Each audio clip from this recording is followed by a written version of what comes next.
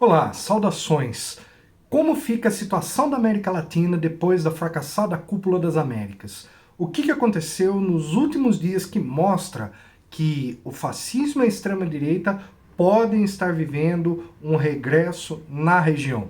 Venha conosco, curta, compartilha, que a gente vai agora explicar para vocês os últimos eventos que ocorreram aqui na região. Bom, o evento acho que mais marcante que teve nos últimos dias aqui na América Latina foi sem dúvida a prisão da golpista boliviana Janine Áñez, que foi condenada a 10 anos de prisão e que foi encontrada escondida dentro da cama dela, uma coisa assustadora. E o que foi aquele golpe na Bolívia? Vamos lembrar aqui alguns fatos relacionados a esse golpe. Então, no ano de 2019, o presidente Evo Morales tinha sido reeleito para o seu terceiro mandato, isso tinha sido autorizado pela corte, então houve todo um processo nas vias legais da legislação eleitoral do país, ele estava dentro da lei, de acordo com o que aquele país entendia, e aí Evo Morales teve o seu mandato interrompido por um golpe realizado pelos militares e por setores da extrema-direita, de fundamentalistas religiosos e de pessoas ligadas aos interesses dos Estados Unidos na Bolívia. Bom, a Bolívia não é qualquer país em termos de recursos naturais. A Bolívia é um dos países mais ricos do mundo em lítio, e lítio é um mineral extremamente estratégico para a produção de baterias. E naquela época, o CEO da Tesla, que é uma companhia interessada nessa produção de lítio, né, no caso o bilionário oligarca estadunidense Elon Musk, ele fez um Twitter no qual ele reconhecia que ele estava financiando o golpe na Bolívia e disse sem pudor nenhum que faria isso de novo. Por quê? Porque para o Elon Musk era interessante ter um governo títere, um governo marionete, um governo que entregasse as riquezas naturais da Bolívia. A Bolívia é um dos países mais pobres da América Latina. E a Bolívia é um país que em centenas de anos nunca tinha tido um governante indígena. Evo Morales foi o primeiro governante indígena. E a população boliviana ela é praticamente toda indígena. Você tem uma pequena população de origem europeia que não é mestiça, e você tem uma população que é praticamente toda indígena ou mestiça.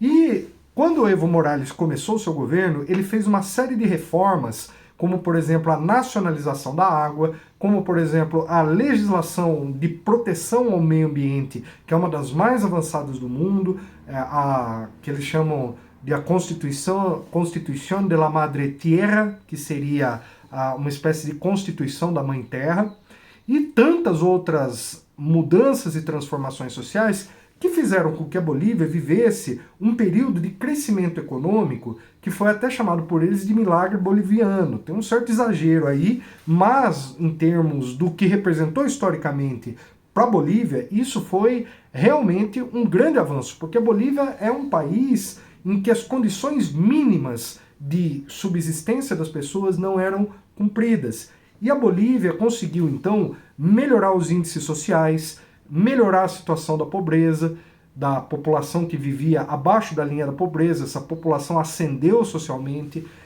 A Bolívia promoveu a educação pública, promoveu a saúde pública, e não só isso, trouxe as populações indígenas para o centro das grandes questões do poder.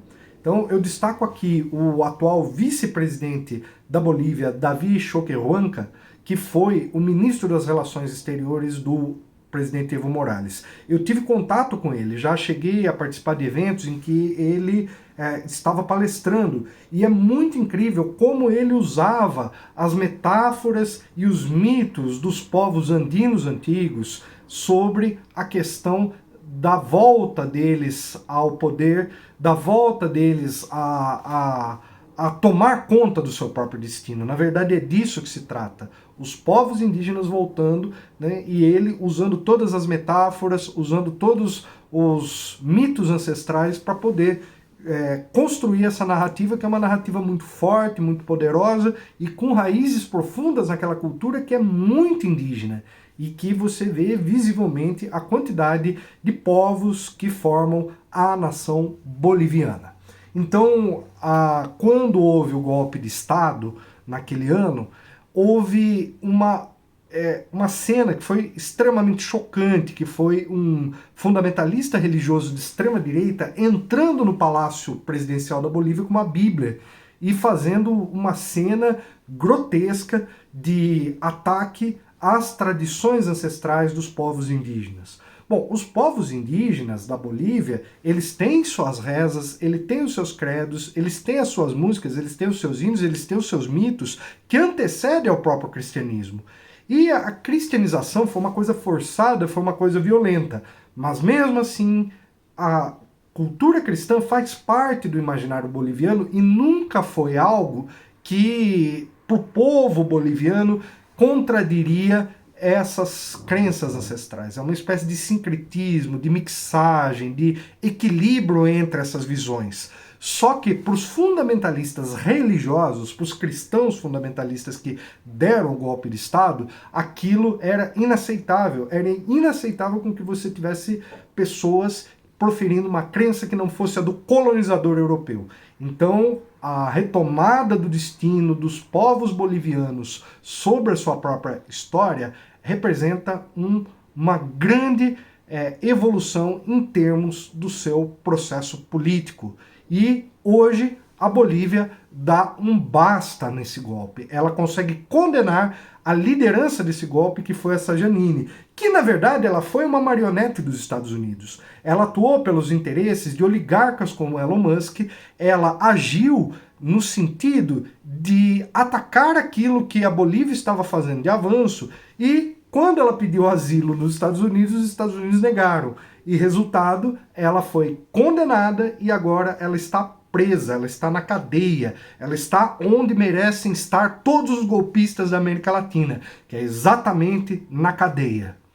Bom, não se resume a isso, nós tivemos também um outro fato curioso, que o autoproclamado presidente da Bolívia, que o autoproclamado presidente da Venezuela, Juan Guaidó, que não é presidente legítimo, ele não tem legitimidade nenhuma, ele não foi eleito, ele não ganhou as eleições, mas ele se autoproclamou com o apoio dos Estados Unidos e dos países europeus, que são os únicos que reconhecem ele enquanto alguma legitimidade. O povo venezuelano não o reconhece, ele não teve votos, ele simplesmente é um político da oposição que se autoproclamou porque os Estados Unidos estavam por trás e os Estados Unidos queriam ter uma marionete, considerando que os Estados Unidos têm uma relação péssima com a Venezuela desde o governo do presidente Hugo Chávez e posteriormente do governo Maduro. Então, nesse caso, o senhor Juan Guaidó, ele é uma criação, ele é uma fantasia, ele é algo que existe apenas para os Estados Unidos poderem impor sanções à Venezuela e deixar a ele a responsabilidade pelos recursos da PDVSA. Bom, a PDVSA é a Petrobras da Bolívia, é a empresa boliviana responsável pela produção de petróleo e é uma empresa gigantesca, está entre as 10 mais importantes do mundo. E a PDVSA, ela tem ativos no exterior e para acessar essas contas, ela precisa então movimentar em dólares. Só que, como os Estados Unidos controlam o sistema financeiro e impuseram sanções à Venezuela, eles precisavam de alguém para poder administrar esse recurso. E o que eles fizeram? Criaram essa fantasia chamada Juan Guaidó, que não tem reconhecimento na América Latina. Na América Latina, exceto talvez aí a Colômbia, mas na América Latina o Juan Guaidó é uma ficção, ele não existe. É a mesma coisa que alguém se autoproclamar presidente do Brasil. Eu me lembro que na época que o Juan Guaidó se autoproclamou, aquele ator da Globo, José Abreu, ele se autoproclamou presidente do Brasil. É claro que ele fez isso num gesto de piada, num gesto de ironia, mas a diferença é que se o José de Abreu fosse apoiado pela Embaixada dos Estados Unidos, ele talvez fosse reconhecido pelos Estados Unidos. Mas o Guaidó não é reconhecido. E ele não é reconhecido e não tem apoio popular. E o que aconteceu nessa semana foi uma amostra disso. O Guaidó estava com seus correligionários num restaurante na Venezuela e foi espancado pela população, porque ele quase nunca dá as caras, né? Ele está sempre ali nos holofotes, nos gabinetes, ele está sempre nos Estados Unidos, mas quando ele aparece na Venezuela, como que a população reage? Da forma que reagiu nessa semana. Ele foi agredido, né? Não estamos aqui dizendo que isso é correto, mas estamos dizendo da insatisfação da população venezuelana de ver um cara que se autoproclama presidente, que não tem legitimidade, não tem voto, ele não ganhou eleição nenhuma e que está usurpando o dinheiro da empresa PDVSA para atender a interesses obscuros, que são direcionados a quem? A oposição venezuelana. E a oposição venezuelana ela recebe dinheiro dos Estados Unidos, de uma organização chamada NED, que há linhas do orçamento do Congresso dos Estados Unidos que direcionam dinheiro para a Venezuela para desestabilizar o país há muito tempo. Então, isso é um crime, né? Porque imagina assim, o Brasil dedicar parte do seu orçamento para desestabilizar o Uruguai, o Paraguai, qualquer um desses países aqui vizinhos. E os Estados Unidos fazem isso. Isso não é teoria da conspiração, isso está no orçamento dos Estados Unidos. Basta vocês pesquisarem o orçamento que é dedicado ao NED, National Endowment for Democracy, que é exatamente essa organização que financia golpes e terrorismo mundo afora. Bom, para completar, nós tivemos na Cúpula das Américas, na fracassada Cúpula das Américas, um discurso temerário da porta-voz dos Estados Unidos, que foi o seguinte: perguntaram para ela sobre Bolsonaro. Então, como que ia o governo dos Estados Unidos reagir à presença do Bolsonaro, isso e aquilo, as ameaças à democracia? O que a porta-voz dos Estados Unidos respondeu? Ela respondeu que os Estados Unidos reconhecem Juan Guaidó como presidente da Venezuela. Ou seja, ela sequer sabia que Bolsonaro é presidente do Brasil, ela sequer sabia que Juan Guaidó é venezuelano e que Brasil e Venezuela são duas coisas diferentes. Olha o nível da diplomacia dos Estados Unidos em plena Cúpula das Américas. Quem falou isso foi ninguém menos do que a porta-voz da Casa Branca.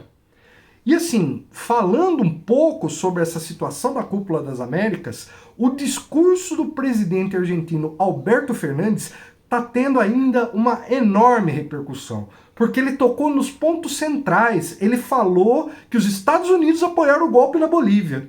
Ele citou que Cuba vive um bloqueio econômico de 6 décadas. Ele citou a situação da fome na América Latina. Então, esse presidente argentino, ele tocou o dedo na ferida olhando para Joe Biden, olho a olho, na abertura da cúpula. Então, ele fez diferente do presidente mexicano, que não participou da cúpula e boicotou a cúpula. E eu acho uma atitude louvável dos dois, um por boicotar e o outro por ir lá e denunciar. Então, cada um cumpriu o seu grande papel, né? E são dois países muito importantes, México e Argentina. Nós temos que sempre levar em consideração o que esses dois países falam, porque são dois gigantes aqui no contexto latino-americano, e como isso, então, reverberou no contexto político aí da cúpula. E aí a gente vai citar mais um fato muito importante, que são o segundo turno das eleições na Colômbia. Então, o candidato Petro, que é de esquerda, ele ultrapassou o candidato da extrema-direita. É um candidato da extrema-direita que não é da extrema-direita uribista, que já governa o país há quase 2 décadas. Ele é um candidato que veio como um Bolsonaro, era um cara secundário, mas com ideias ainda mais extremistas do que a extrema-direita que já está lá no poder. Então, a Bolívia, a Colômbia, caso haja uma vitória dessas forças progressistas na Colômbia, será uma situação muito nova, porque a Colômbia sempre foi um país que se alinhou automaticamente aos Estados Unidos, que sempre teve uma postura de subserviência, inclusive cedendo parte do seu território a bases militares dos Estados Unidos. Vamos lembrar que os Estados Unidos têm entre 7 a 9 bases militares no território colombiano. E isso é uma coisa gravíssima. A Colômbia entrou num processo de paz que que foi a negociação para as Farc deporem as suas armas e se tornarem um partido político. Entretanto, as principais partes do acordo não foram cumpridas. E por não terem sido cumpridas, hoje existe uma remilitarização da guerrilha, um reordenamento das forças políticas e hoje a única chance da Colômbia retomar o seu processo de paz e de pacificação é com a eleição do Petro. E o Petro representa hoje uma visão alternativa a essa Colômbia militarista, a essa Colômbia agressiva, que mata sindicalistas, mata estudantes e que promove uma caça às guerrilhas sob o pretexto de combater o narcotráfico. Quando, na verdade, nós sabemos que o narcotráfico é quem, de fato, rege e financia esses grupos de extrema-direita na Colômbia. Não só isso, mas muitos que se beneficiaram com o dinheiro do Plano Colômbia, hoje moram nos Estados Unidos, moram em Miami, moram na Flórida. E por falar em Flórida, Jair Messias Bolsonaro foi até a Flórida, saindo da Cúpula das Américas, e o que ele foi fazer lá? O mesmo que ele faz no Brasil, motociatas. E as motociatas de Bolsonaro, vocês sabem o que elas representam. Elas representam movimentos de extrema-direita que destilam ódio político e que, na verdade, mobilizam esse setor mais radicalizado. E quem ele se encontra lá? Um foragido, um condenado que é exatamente aquele blogueiro chamado Alan dos Santos. Então veja o nível da situação. Ele vai para outro país, faz uma motociata com os grupos de oposição ao atual governo dos Estados Unidos, que hoje é um governo do Partido Democrata, e ele se alia à turma do Partido Republicano. E como que ele age? Ele age desafiando as autoridades naquele país e, mais do que isso, fazendo uma provocação às autoridades do próprio Brasil, que é se encontrar com um criminoso que está lá foragido. E que, por sinal, por que a Interpol não entrega esse criminoso para o Brasil? Existe caldo nesse angu e por isso é importante a gente entender todas as peças que estão se movimentando agora na América Latina. E aí nós temos uma situação que vale a pena também a gente comentar, que é a situação dos dois desaparecidos na Amazônia, que é um jornalista e um indigenista. Há informações de que eles podem ter até encontrado os corpos deles, que foram assassinados, possivelmente, por setores que estão interessados em calar as vozes que criticam o desmatamento, que criticam a política predatória que o governo Bolsonaro promove na região amazônica. Vamos lembrar que há pouco tempo atrás houve aquele garimpo que foi uma coisa assustadora, o quanto eles usam de material tóxico nos rios para poder garimpar ouro. Isso não é mineração. Garimpo é diferente de mineração.